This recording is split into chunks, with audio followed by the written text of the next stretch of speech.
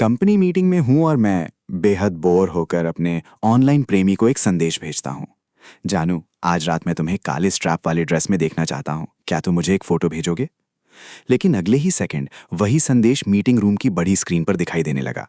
यह ठीक वही संदेश था जो मैंने अभी भेजा था, और ऊपर से संपर्क का नाम पति के रूप में सेव था। मैं अपने ऑनलाइन प्रेमी से एक डेटिंग ऐप पर मिला था। हम दोनों में से किसी ने भी अपना चेहरा दिखाकर फोटो नहीं भेजी थी, लेकिन हमारी केमिस्ट्री बहुत अच्छी थी, इसलिए हमने जल्दी ही अपने रिश्ते की पुष्टि कर ली। मेरी हमेशा कुछ ना कुछ छोटी छोटी इच्छाएं रहती थीं, और मैंने काफी हिम्मत दिखाते हुए उससे कुछ काफी खुलासा करने वाली तस्वीरें मांगी थीं। जब उसने पहली बार आधे शरीर की फोटो भेजी तो मैं पूरी तरह से स्तब्ध रह गया। क्या शानदार शरीर था, खासकर वे लंबी और पतली टांगे जो किसी प्रतियोगिता के लायक थीं। अरे, तुमने देखा वो संदेश बॉस प्रेसिडेंट ने भेजा है, और वो काले स्ट्रैप वाले ड्रेस वाली बात। जागो, पहले वाला संदेश देखो, ये तो साल की सबसे बड़ी गॉसिप है। उस समय मैं अभी भी सदमे में था। मेरे सहकर्मियों को लगा कि मैं बोर होकर सो गया हूं, और उन्होंने मुझसे सिर उठाने को कहा। जब मैंने ऐसा किया तो मेरी नज़र सीधे प्रेसिडेंट की आंखों से मिली। उनकी ठंडी और दूर की नज़र के सामने मैंने जबरन मुस्कुराया और फिर से सिर झुका लिया। प्रेसिडेंट की पैनी नज़र के नीचे हंगामा धीरे धीरे शांत हो गया। मैं अभी भी सिर झुकाए बैठा था, दिल जोर जोर से धड़क रहा था।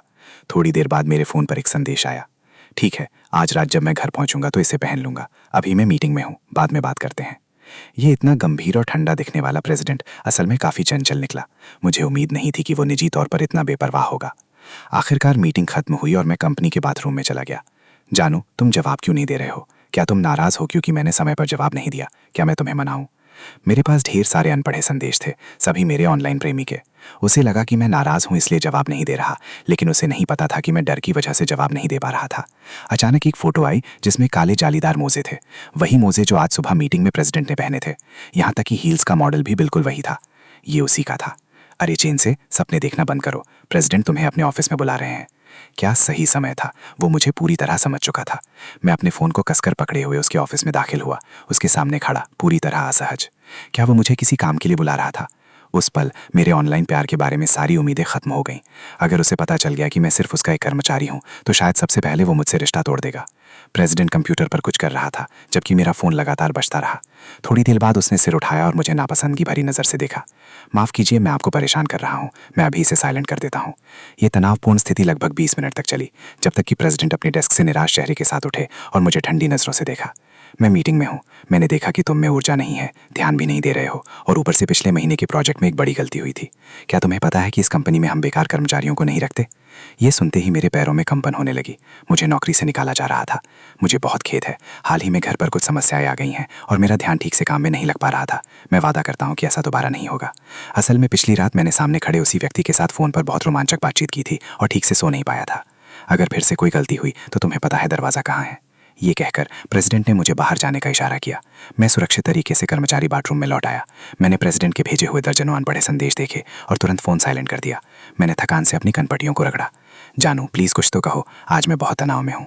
वो बेकार कर्मचारी पिछले महीने का प्रोजेक्ट खराब कर गया और कंपनी को बहुत नुकसान हुआ। प्रेसिडेंट का आखिरी संदेश पढ़कर मैं सन्न रह गया। वो बेकार कर्मचारी मैं नहीं था। अभी अभी मुझे बहुत से डांट पड़ी है। मैं फ़ोन देखने की हिम्मत नहीं कर पाया। तुम्हें अपने कर्मचारियों के साथ थोड़ा और अच्छा व्यवहार करना चाहिए। सबसे अच्छा होगा कि उनका वेतन बढ़ा दिया जाए ताकि वे कंपनी के प्रति ज़्यादा समर्पित महसूस करें। मैंने ये संदेश एक शरारती मुस्कान के साथ भेजा, ये सोचते हुए कि अगले महीने मेरी सैलरी स्लिप में 1 ज़ीरो और जुड़ जाएगा। तुरंत जवाब आया, तुम्हारा बॉस किस कंपनी में काम करता है, मैं उससे निपट लूंगा। वो तुम्हें डांटने की हिम्मत कैसे करता है? मैंने हाँ भरी। लगता है उसने सिर्फ डांट वाली बात पढ़ी और मेरी सैलरी बढ़ाने वाली बात को नज़रअंदाज कर दिया। खैर, जो होना है सो होगा। काम के बाद मैं ऑफिस में अकेला रह गया, पिछले महीने खराब किए गए प्रोजेक्ट को सुधारने की कोशिश करते हुए। कम से कम सामने प्रेसिडेंट के सामने मैं इतना खराब नहीं दिख सकता था। अगर मैं कंपनी में अच्छा प्रदर्शन कर पाऊँ और प्रेसिडेंट को असल ज़िंदगी में मुझसे प्यार हो जाए। प्रेसिडेंट के आकर्षक शरीर के बारे में सोचते हुए मैं अपने आप ही मन बेवकूफ़ी से हंसने लगा। तुम काम के बाद रुक कर अकेले हंस क्यों रहे हो? मेरे पीछे से एक खंडी आवाज़ आई। मेरे रोंगटे खड़े हो गए। प्रेसिडेंट अभी तक गया नहीं था। मैं बस थोड़ा और मेहनत करना चाहता था। आखिरकार पिछले महीने की प्रोजेक्ट में समस्या हुई थी और मैं उसकी भरपाई करना चाहता हूँ। प्रेसिडेंट ने कुछ नहीं कहा और चला गया। उसे दूर जाते हुए देखते हुए मैं मन ही मन मुस्कुराया। जानू, क्या तुम काम से निकल गए? मैं खाने जा रहा हूँ। मैंने प्रेसिडेंट को संदेश भेजा। जवाब जल्दी आ गया। अभी अभी कंपनी से निकला हूँ, खाने जा रहा हूँ, अच्छा बच्चा हूँ। प्रेसिडेंट को इस तरह बात करते देखना ऑफिस वाले ठंडे और गंभीर व्यक्ति से बिल्कुल अलग था। हाँ, बहुत। मैंने एक सेल्फी ली जिसमें सिर्फ अपने होठ दिखाए, ध्यान रखते हुए कि मेरा काम का यूनिफॉर्म ना दिखे। तुम बहुत शरारती हो। देखो, हमें एक दूसरे को जानते हुए काफ़ी समय हो गया है और मैं तुम्हें देखना चाहता हूँ। हम कब मिल सकते हैं? अचानक प्रेसिडेंट ने मुझे ये संदेश भेजा और मुझे समझ नहीं आया कि क्या जवाब दूँ। अभी सही समय नहीं है, हम एक दूसरे को पर्याप्त नहीं जानते। तुम बुरे हो, क्या मैंने तुम्हें सब कुछ पहले ही नहीं दिखा दिया? उसने मिलने के विषय पर ज़्यादा जोर नहीं दिया, इसलिए मैं ऑफिस में ही रुककर प्रोजेक्ट सुधारता रहा और साथ ही प्रेसिडेंट से चैट करता रहा। ये काफ़ी अजीब एहसास था। अचानक प्रेसिडेंट बिना कुछ कहे दौड़ते हुए ऑफिस में वापस आया और सीधे अपने केबिन में चला गया।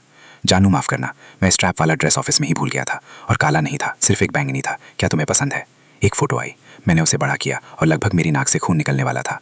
वो कोई ड्रेस नहीं था, बल्कि बस कुछ कपड़े की पट्टियाँ थीं। वो सिर्फ ज़रूरी हिस्सों को ढक रहा था, बाकी के बारे में मैं सोच भी नहीं पा रहा था। मैंने अपना सिर झटका ताकि खुद को संभाल सकूं। अभी मैं ऑफिस में हूँ और बाहर कर्मचारी काम कर रहे हैं। आज रात में फ़ोन पर बात नहीं कर सकता, और आज काम के लिए रुकना भी कितना झंझट है। ये संदेश पढ़कर मैं नाराज़ हो गया। दोनों ही मैं था। वो खुद के साथ इतना अलग व्यवहार कैसे कर सकता था?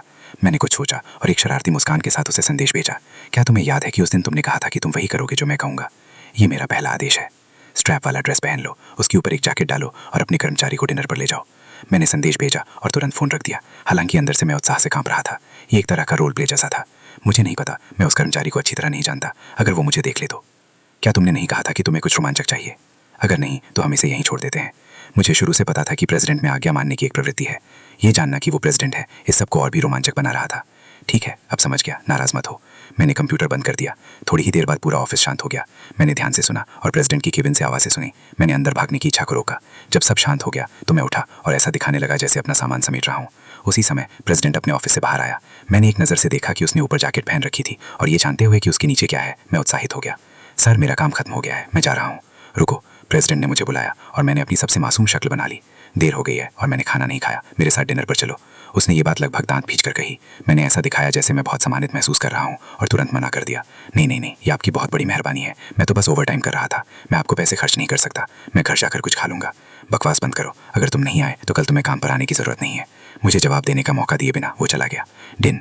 फ़ोन पर एक संदेश आया। जानू, मैं अपने कर्मचारी के लिए डिनर में क्या ले जाऊँ? मैंने पहले कभी किसी को डिनर पर नहीं बुलाया।